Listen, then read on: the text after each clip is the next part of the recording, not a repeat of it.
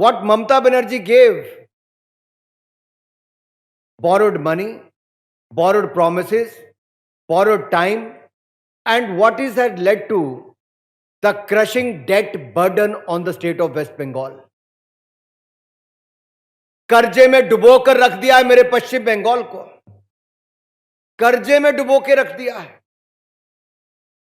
With a crippling 38.4 debt of GSDP ratio, 38.4% GSDP की ratio है, 4% physical deficit है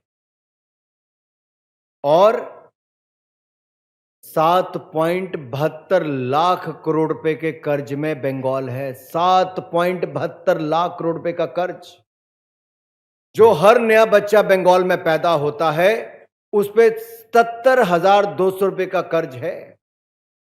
Every newborn baby in Bengal has a debt of 77,200 rupees on his head.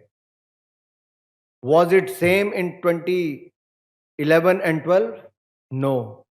It was 22,570. 2011-12 में 22,570 रुपया कर्ज था प्रति व्यक्ति पर, जो बढ़कर 77,200 रुपया हो गया है. 3 गुना से ज्यादा कर्ज हर बंगाली पर, बंगाल के निवासी पर ममता बनर्जी की सरकार ने चढ़ा दिया है.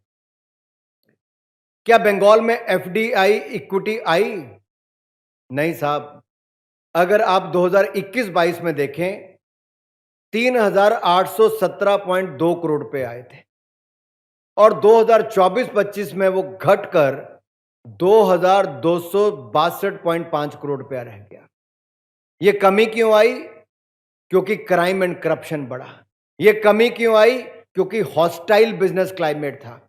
ये कमी क्यों आई? क्योंकि यहां के युवा का ब्रेन ड्रेन हो गया है, उसको बाहर जाने के लिए मजबूर कर दिया गया है. कितनी कंपनियां यहां से चली गई? 6,688 कंपनी चले गई, जिसमें से 110 लिस्टेड कंपनीज थी. ये बंगाल की स्थिति है. ईज ऑफ डूइंग बिजनेस में बंगाल एक साल में 3 पायदान नीचे आ गया, 7वें से 10वें नंबर पे आ गया. बंगाल में कहीं वापस टीएमसी आ गई तो ये 20वें स्थान पे चला जाएगा. मैं आपसे इतना ही कहने आया हूं, बंगाल के युवाओं के लिए उम्मीद की कोई किरण है तो भारतीय जनता पार्टी है. देश की अर्थव्यवस्था को हमने 10वें से 4थे नंबर पर लाए हैं. बंगाल को सोनौर बंगला बनाने का काम हम लोग करेंगे. बंगाल के युवाओं को अवसर देने का काम हम करेंगे. ভয় আউট, ভরসা ইন, বিজেপিকে ভোট দিন।